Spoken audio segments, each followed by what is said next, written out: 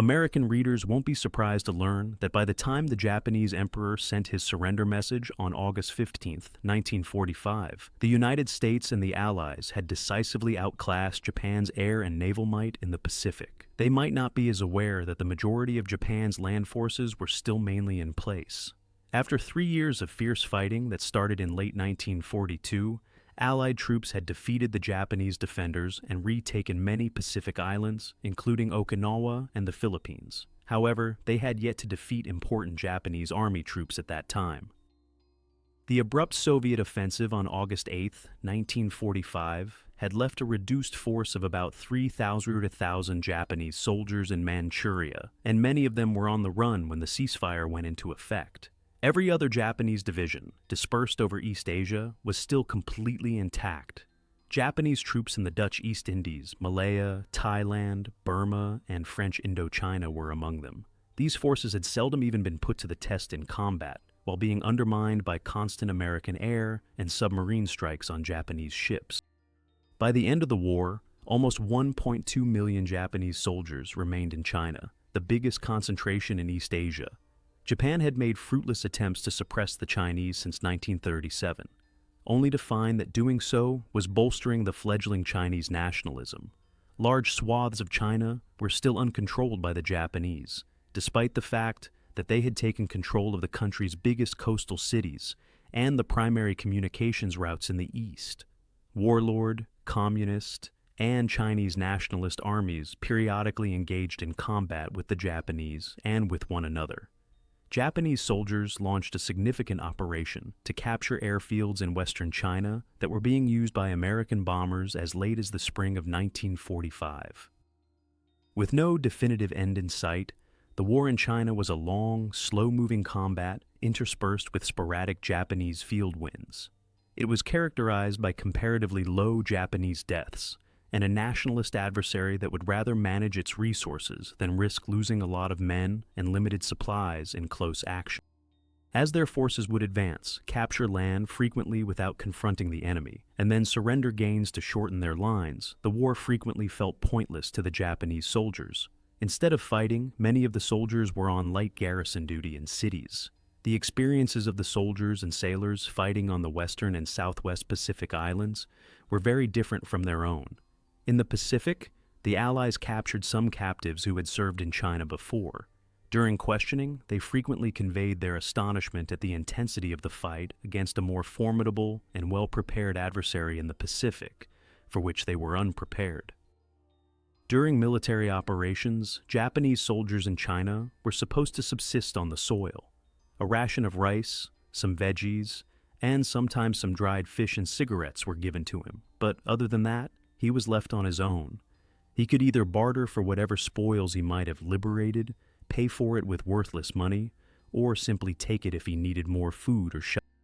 When conditions were favorable, the off-the-land policy caused Japanese troops to settle down with the peasants and depend on them for at least some of their food.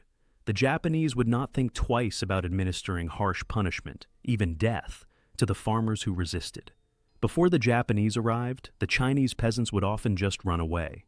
In order to deny the guerrillas support, the soldiers then availed themselves to whatever supplies were left, and frequently burned what was left. After suffering a string of defeats, Japanese forces in the Pacific were not entirely taken aback by the emperor's announcement of surrender. For the unbeaten Japanese ground soldiers in China, the news was far more shocking. The Japanese did not give their troops much, if any, news about the frequent defeats, even though top commanders and signal staff were typically kept up to date on military developments in other theaters. Japan's biggest concentration of troops surrendered to the Chinese without incident, despite the fact that they were unbeaten and did not anticipate loss.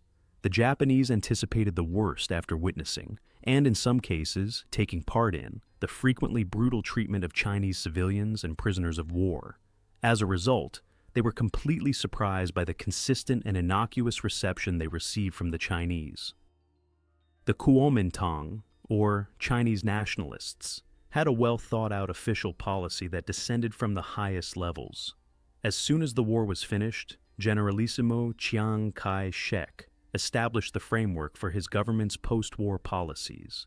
A unique morality in China, taught us not to think about the past evils of individuals, but to think of their future good works, Chiang said in a speech on August 15, 1945, 1 hour before the emperor's speech. Chiang advised the Chinese people to stop viewing the Japanese as their enemy, now that the Japanese militarists had been destroyed, saying, "We should not seek revenge from the enemy, nor insult the innocent people of the enemy country. One resentment would merely breed another and last forever if we insulted them the way they insulted us." In my discussions with former Japanese prisoners of war, this extraordinary act of kindness for the vanquished enemy was brought to memory with heartfelt gratitude. It has been mentioned in many Japanese narratives of the war's conclusion in China as having a profound impact on them. Chiang's unusually reserved demeanor was often ascribed by the Japanese to his adherence to the Confucian principle of turning the other cheek. They then reflected on their own historical abuse of the Chinese as a result of Chiang's remarks. Repatriates from the China front wrote to me and in autobiographies that they were genuinely sorry for their own personal transgressions in China. The Japanese army's quiet surrender in China was undoubtedly made possible by Chiang's declaration and his surprising kindness toward Japan, but Chiang had other goals in mind as well. Chiang was aware that in August 1945, Japan's unbeaten army was still by far the most formidable force in China, despite President Franklin D. Roosevelt's efforts to persuade the Americans that China was a strong ally. Some American military leaders in China, who were unimpressed with nationalist China's military prowess, agreed that the Japanese were currently in the best position to keep the peace in some areas of the nation. Above all, Chiang understood that chaos would be advantageous to the communists, who became surprisingly powerful after the war. In order to prevent his domestic adversaries from obtaining their weaponry, he also wished to maintain the goodwill of the Japanese. Furthermore, Chiang might have already thought that Japanese soldiers might be persuaded, or perhaps forced, to enlist in the upcoming conflict with the communists. It's possible that Chiang had additional private motives for being kind toward the Japanese military, which no longer threatened his own standing. Having spent 8 years in Japan, he had gotten most of his military training there in order to be ready for the Nationalist Revolution. He had to leave Shanghai at one point and took sanctuary in Japan. He maintained covert relationships with a few Japanese even during the war, and was intimately acquainted with some of Japan's senior military officials.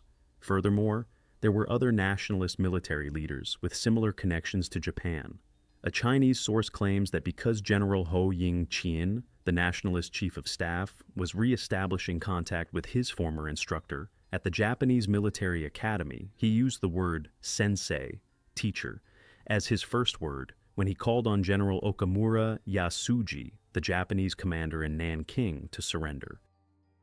The Japanese commander's motivations for working with the nationalists were at least as strong. Many Japanese were afraid of Chinese retaliation, often with good reason, despite Chiang's assurances. In addition to the possibility that the Chinese would implicate a significant number of war crime suspects, the Japanese military was determined to keep their men out of communist hands and away from them at all costs. They also had to deal with the intimidating possibility of traveling great miles merely to get to a port where their soldiers could be sent home. They would need to rely on several Chinese authorities to achieve this. Much of this repatriation was completed in 2 years, with relatively little resistance given the hostility that had just ended. Small groups of American soldiers arrived in China in the months following Japan's capitulation.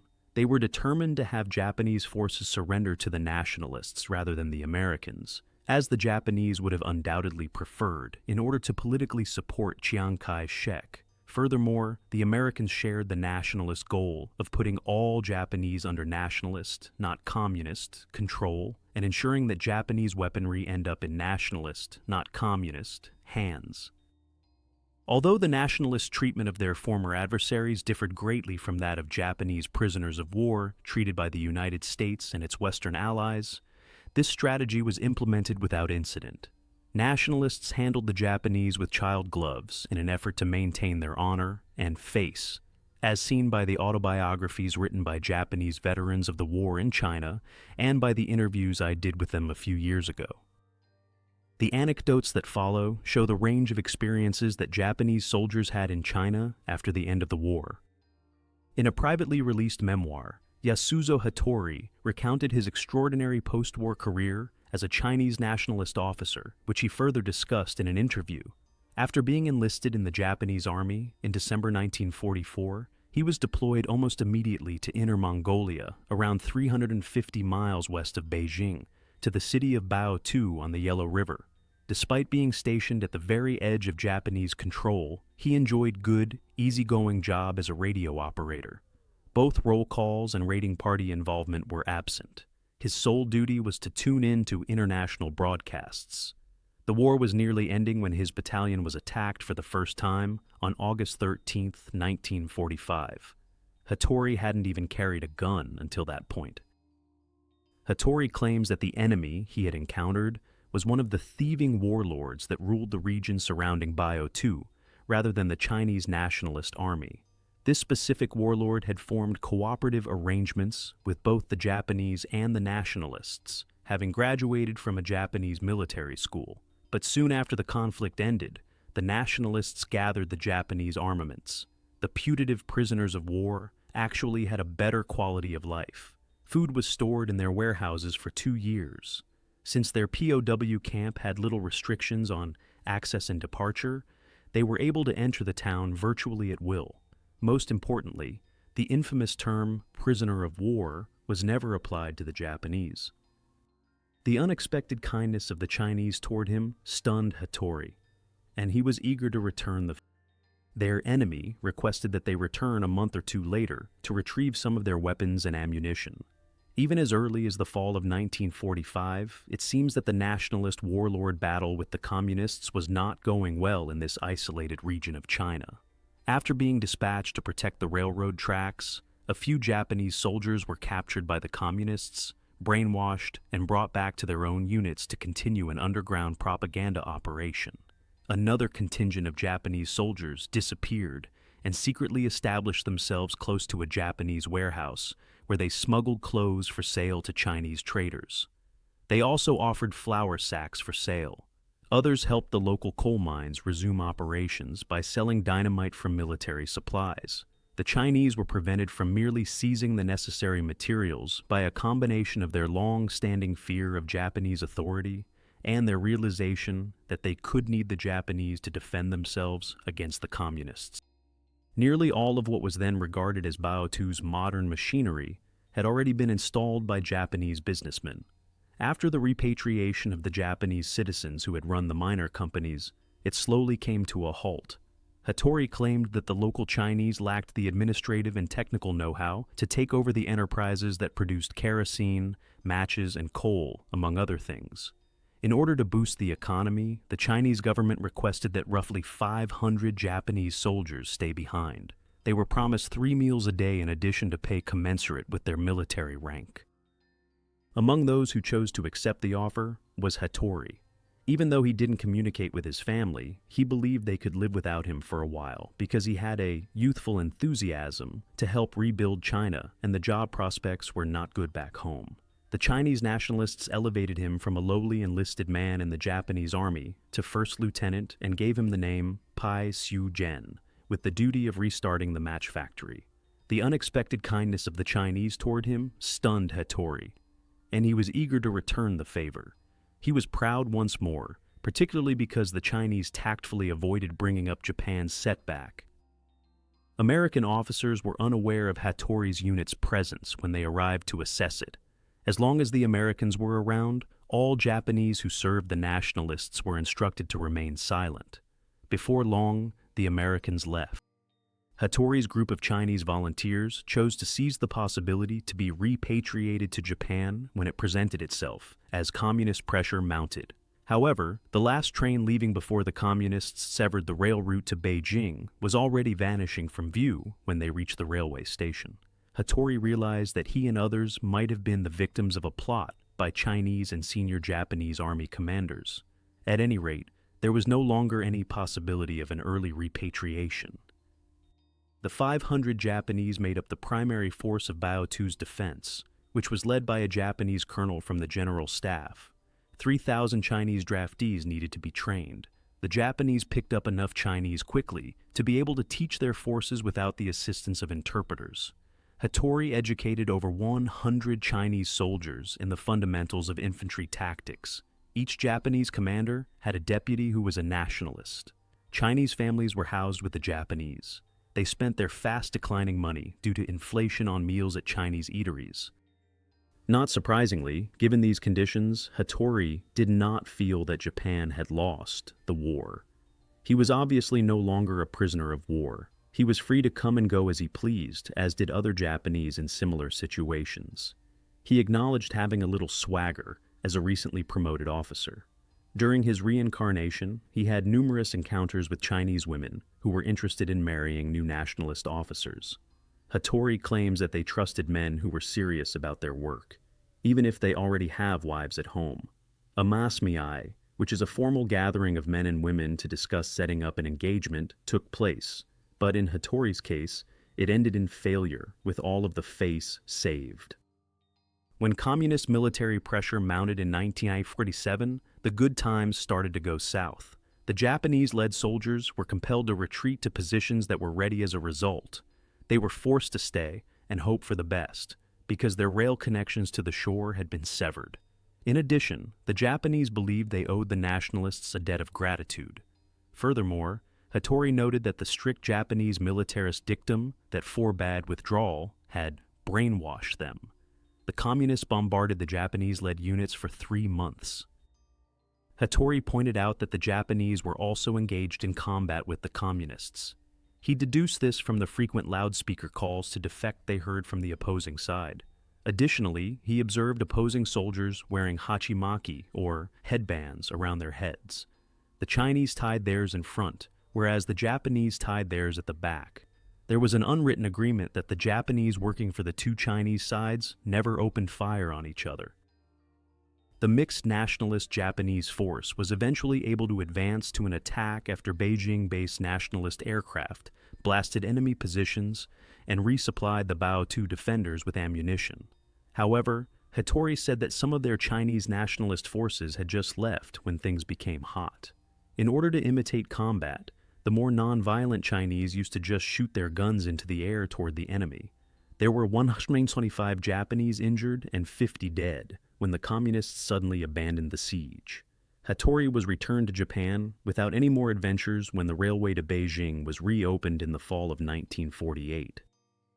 Many years later, Hattori wondered why so many Japanese people should have given up so much for the sake of another nation. He came to the conclusion that Japanese indoctrination must have played a role in their readiness to sacrifice themselves for the sake of others. He maintained, however, that nationalists were more than just hired guns. They had later received free meals from the people of WW2 as payment for their sacrifices made during the siege. Hattori visited Inner Mongolia once more in June 1992 to participate in festivities commemorating the 20th anniversary of Japanese-Chinese friendship. Although WW2 had undergone significant transformation, he was happy to see the coat of arms of his former Japanese army regiment still displayed on the city's gate. All of his Chinese Poles from that bygone age were still amicable when he searched them up. On August 18, 1945, Army Captain Harutaka Sasaki declared the war to be over in central China when his regimental commander ordered all of their flags to be burned and warned them not to commit suicide.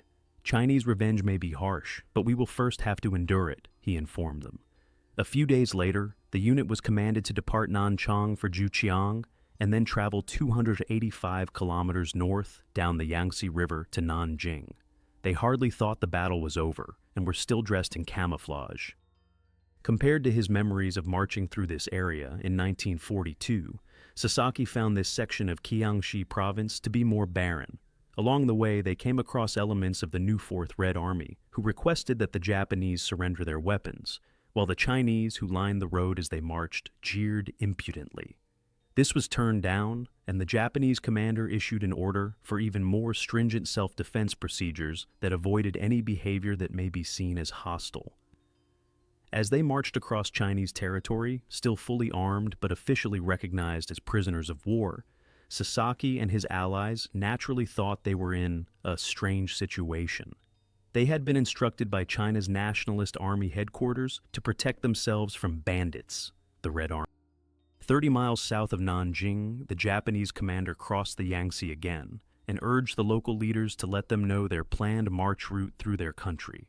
A governor who spoke Japanese welcomed them with open arms and said that he had grown worried about communist infiltration. He exhorted the Japanese to immediately shoot the rebels.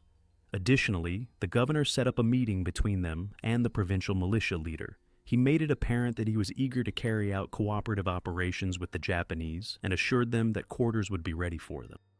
In any case, the Japanese troops settled down for a while. The townspeople were friendly enough, but they were anxious when asked how long the Japanese would stay. They replied, "Until replaced by nationalist forces." This prompted the Chinese to retort that they hoped it would be forever because the nationalists were unreliable. For a brief time, a Chinese proposal for cooperative combat operations was put up, but it proved unsuccessful. The central government issued orders for the Japanese to evacuate to a region west of Nanjing. The promised nationalist aid never materialized, and the villagers disposed of them without hiding their fears. Sasaki claims that the provincial governor congratulated the Japanese senior officers for standing guard for 2 months and invited them to a goodbye banquet. The governor emphasized in his speech that friendship between China and Japan was essential to maintaining peace in East Asia. For whatever cause, they had been at war for 14 years, and the Western countries had taken advantage of this sad circumstance. He attributed this situation primarily to Japanese militarism, but he also acknowledged that internal Chinese divisions had played a role. He gave the Japanese a picture of bamboo to commemorate the event.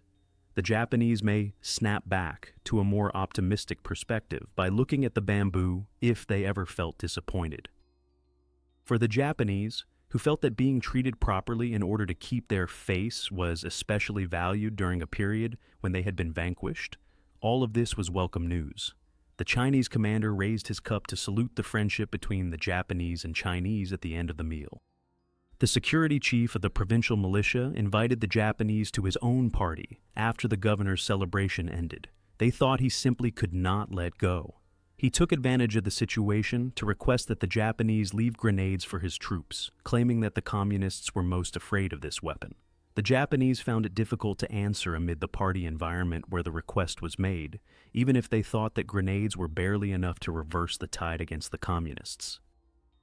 The Japanese commander explained that providing the grenades would only result in the Chinese commander's death and his wife grieving for him. After courteous discussions, the Japanese commander finally urged the Chinese to accept their fate. No matter how much you struggle, whatever heaven decrees should happen, will happen. The grenades were retained by the Japanese. As they parted ways, the Japanese were deeply saddened by the Chinese, who had completely lost faith in their own force and were now dependent only on the might of a new foe. To spend the night, Sasaki's squad was relocated to a new location 20 miles southwest of Nanjing. Separately, each squad sought refuge in a village home. Although their owners were not too pleased, they were powerless to stop it because we were heavily armed. The unit was rife with rumors, such as the idea that conditions in Japan were so horrible that it was preferable to stay in China and that it may take 10 years to bring all the Japanese home owing to a lack of shipping. Concerns were also expressed regarding who would provide the Japanese with food and shelter while they were still in China. On November 28, 1945, over 3 months after Japan's official surrender, and 3.5 months after the emperor's announcement, they received the order to surrender their weapons to the Nationalists. The Japanese soldiers didn't really realize how defeated they were until then. Senior officials in the Japanese military were reprimanding one another for killing millions and burning all those fields. Sasaki observed that the Nationalists gained confidence and even boasted about their possibilities for the future after acquiring new weaponry. They acknowledged, however, that they had been lucky to not have to fight the Japanese. As their own battle was barely getting started, several Nationalist soldiers really envied the Japanese prisoners of war for being able to return home. A few months later, the Nationalist battalion that had surrendered was wiped out by communist forces in Manchuria. The issue of keeping the men in line emerged as the Japanese troops awaited transportation. As prisoners of war, respect for superiors declined and unit cohesion disintegrated. Until they were demobilized in Japan, troublemakers were reminded that they were still governed by military law. They would have to face any repercussions if they abandoned and attempted to find a route home on their own. Although it was hard to enforce, the troops were reminded that maintaining their historic togetherness was their best chance of surviving. Sasaki's squad was sent to Nanjing to clean up the city as they awaited repatriation. Given that their division had not participated in the rape of Nanking, Sasaki and his allies believed this to be unfair. The Chinese clarified that their division was the only one available, and that a unit like theirs, which had not taken part in the slaughter, was less likely to face animosity from the people of Nanjing. Younger members of the populace began verbally attacking them more loudly the closer they got to Nanjing's center. They clenched their jaws and were grateful that the adults did not participate. It was tolerable because at least some Chinese were sympathetic to the prisoners of war. The POWs were halted by 15- and 16-year-old military guards who wanted bribes, preferably watches or pens, when they arrived at the castle construction site. Ultimately, they made do with smoke. Agreement was obtained after lengthy negotiations with the Chinese over the several tasks the POWs were to work on. After that, the Japanese unit leader said to his subordinate officers, "These are probably the final projects we have to work on in China. Regardless of how we approach this work, it is undeniable that we have caused China unimaginable problems. We have to pay Chiang Kai-shek back and treat them like a reliable neighbor from now on. Let's approach our work in a way that won't make the Chinese laugh or hate us, and let's diligently adhere to the work plan that was agreed upon." The task included cleaning public restrooms, dredging sewers, repairing and rebuilding dwellings that had been set on fire, and repairing the severely damaged old castle. Working on the roads without the right equipment was the most challenging. It was known as coolie labor by the Japanese prisoners of war. The minor corruption, possibly the only genuine grievance expressed by Japanese prisoners of war in China, only grew worse when Sasaki's battalion departed Nanjing by troop train for the seaside in May 1946. Only gifts to the engineer would restart the train after it had stopped in the middle of nowhere. The amount of the gift that had been given was then proportionate to the train's future journey. In his summary of his time as a prisoner of war, Sasaki stated that being a prisoner of war is bitter, since it grants foreign powers the ability to decide who lives and who dies. Shame and anxiety of an unclear future coexist in one's mind.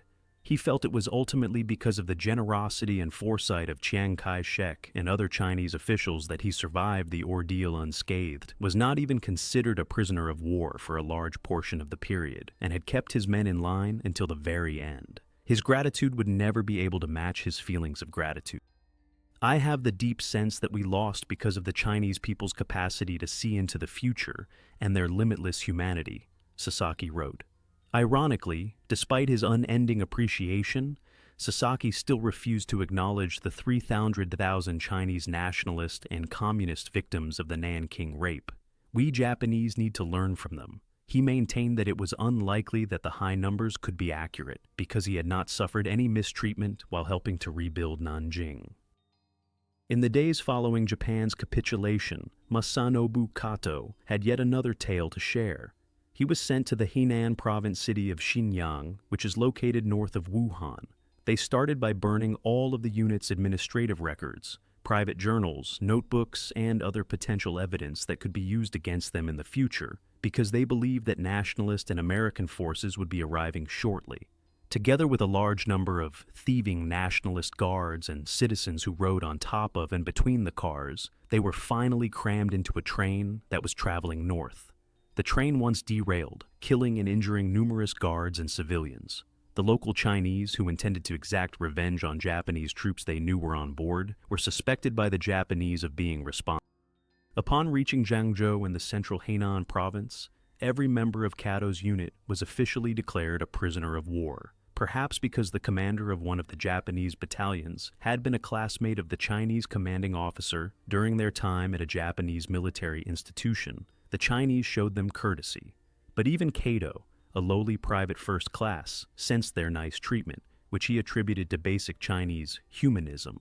There was no need for strenuous work. He may have occasionally been a little hungry, but he spent almost every day raking grass or gathering firewood. Some prisoners of war were even compensated to fix homes. The idea of how Japanese had treated Chinese during the war made me shudder, Kato wrote. From 1940 to 1946, Takeo Hirano worked as a hospital orderly in China. He was first sent to the central Chinese city of Anqing, but he was later moved to a city close to Hong Kong. There, he collaborated with several Chinese medical students from Hong Kong University on a cholera prevention initiative. He said that he was unaware of the rape that had occurred 7 years prior when he was moved to the military hospital in Nanjing at the beginning of 1944. He treated Japanese patients at the front lines in central China at the end of the war. Chinese patients were also admitted to the Japanese Army hospital following the conflict. Because of the widespread prevalence of diphtheria and malaria during this time, public health was a top priority. While confined to their stockade, the Japanese prisoners of war made sure they had a consistent supply of food by exchanging their medicine stash for food that the farmers were permitted to bring in. Hirano expressed his concern that the Chinese would exact revenge for the crimes committed by the Japanese during the war. The Japanese disguised their nurses in male clothes as one of their preventative tactics. The retaliation never happened. After being repeatedly exempted from the draft due to health concerns, Hiroshi Tanyo traveled to Beijing in 1938 to study Chinese and worked for a Japanese company there. He had serious concerns about the viability of confronting a nation as large as the United States after Pearl Harbor, but he ultimately came to terms with joining the military. In February 1944, he was called to the colors. He participated in battles against the Nationalists in central China's Hubei province during the summer of 1945. In his autobiography, he claimed to have taken lives and property from the Chinese people throughout his efforts. On August 15, 1945, his company was not informed of the surrender. However, a few days later, a Chinese farmer handed a letter from the opposing Nationalist brigade commander to his company commander. The letter prompted him to specify the time and location of his surrender after informing him that Japan had lost the war. Since he had not gotten formal word that Japan had surrendered, the Japanese commander responded, in Chinese that Tanyo had drafted, that he planned to keep fighting. Higher headquarters gave Tanyo's troops instructions a few days later to leave its post and gather in Luohi City, Henan Province, by September 18th. They were to defend themselves if needed, rather than start a fight if they came across the enemy. The Nationalists informed them that their unit was not suspected of harboring possible war criminals when they arrived at the assembly location. As a result, they would be permitted to maintain the rank structure of their unit. They then started their 6-month POW stay. According to a Nationalist decree, certain Luohe residents had to leave their houses, which the POWs subsequently took. At some inconvenience to themselves, the former inhabitants, in the meantime, found refuge with others. Tanyo recalled that the Chinese had typically escaped before the Japanese army arrived during the war, simply taking over their homes and helping themselves to whatever food and other supplies were available. They would only be slain if the Chinese showed any animosity. He was now deeply hurt by the hatred and resentment this must have caused. During my interview, I could see that his remorse was completely sincere. The Japanese were not even referred to as prisoners of war by the Nationalists. The Japanese Forces Government Management Office was their liaison office instead, and the Japanese were not subject to surveillance, were not expected to perform heavy labor, and only had a monthly roll call. They never went without food or other necessities. The norms and restrictions they had used throughout the conflict were allowed to apply to their operations. The POWs were ordered to remain attentive in order to prevent the potential passage of communist forces, even though they were obliged to surrender the majority of their firearms. They were also allowed to keep a small number of rifles for protection. To Tanyo, the duties of his battalion appeared to be to protect the Nationalists from potential communist actions. All of the men were given daily Chinese language lessons at a nearby school to pass the time. In the event that the troops were to go to a port of departure, Japanese authorities thought that these abilities may be useful for scrounging for food and other essentials. Rumors circulated at the time of Japan's surrender that the Chinese Nationalists would make the Japanese prisoners of war travel home through northern China and Korea, likely at a great personal cost. The growing strength of communist troops in North China made it impossible for such a strategy to ever be implemented, if there was ever any real intention to do so. The Nationalists eventually requested that the Japanese teach them how to use the heavy and light machine guns that they had previously given to them. Tanya was taken aback when one of the Chinese guards showed up with a wash basin full of hot water for the inmates the morning after the lesson began. The idea that a soldier in the Japanese army would be entitled to such a luxury was unimaginable at the time. The Japanese were taken to a parade ground where 40 Nationalist field grade officers were waiting for them after they had eaten breakfast, had tea, and had smoked. They saluted the Japanese on order. Naturally, it was unprecedented for a group of high-ranking officers from the winning army to salute their former enemy, much less some humble privates, and the Japanese were deeply moved by the show of respect. Tanyo believed he would now view the Chinese as his moral masters, when the Japanese had always been taught to despise them. The Chinese were not satisfied with simply inviting their professors to a sumptuous Chinese dinner after they had finished their training in the use of weapons. In fact, they sent them horses to ride, and the Chinese led the animals to the dining establishment. In another instance, the Chinese commanding commander thanked a Japanese physician and his interpreter, Tanyo, for treating Chinese patients by inviting them to dinner. Tanyo was deeply moved by this generosity of spirit, which led him to reflect on the stark contrasts between Japanese and Chinese people. Before leaving for their homes, the Japanese returned the favor by planting trees along Luohe's main thoroughfare as a token of gratitude for the favorable treatment they had received. The prisoners of war were taken to Shanghai by rail, accompanied by a small contingent of Chinese nationalist soldiers, instead of having to march to the port of departure. Few Japanese veterans' accounts of their experiences during and after the war in China can be considered a comprehensive account of what truly happened. They do show that experiences varied widely, and were somewhat influenced by whether the Japanese commanders had previously developed a personal rapport with their Chinese counterparts. The degree to which the local nationalists perceived the communist insurgents as a threat was even more telling. Although the majority of Japanese soldiers in China might not have been aware of the Nanjing massacre, they were personally aware of the everyday abuses, deaths, and humiliations inflicted on the Chinese people. The Japanese government's policy of subsistence living during combat operations was not a secret at all. According to the autobiographies of Japanese veterans of China, the majority had feared potential Chinese retaliation, and many felt a great deal of guilt about what had happened. For whatever reason, the Chinese nationalists continued to have a lenient attitude toward the vanquished Japanese, and showed incredible discretion and self-control to allow the Japanese to keep their dignity. More than any other experience, the Chinese custom of treating the vanquished Japanese with respect and not humiliating them was remembered with great satisfaction and gratitude by former prisoners of war in China. Although nationalist guards seemed to have looted the personal belongings of the prisoners of war, the Japanese had done far worse to the Chinese troops and citizens they ruled over the years. Furthermore, there is proof that senior Japanese commanders made a lot of money while serving in China. However, it's unclear if they were able to bring their wealth back to their own country. Given the history of Japanese atrocities in China, it may seem unbelievable that more than 1 million Japanese soldiers in China surrendered peacefully over a long period of time. Japanese troops were frequently not even kept in their barracks, much less assigned to prisoner of war stockades. No incidents of Chinese civilians or military personnel exacting revenge on the Japanese were documented. Japanese were shocked and relieved by the abrupt and complete shift in Chinese attitudes toward them when the war ended, just as Americans were shocked that the emperor's surrender was executed without incident on Japanese territory.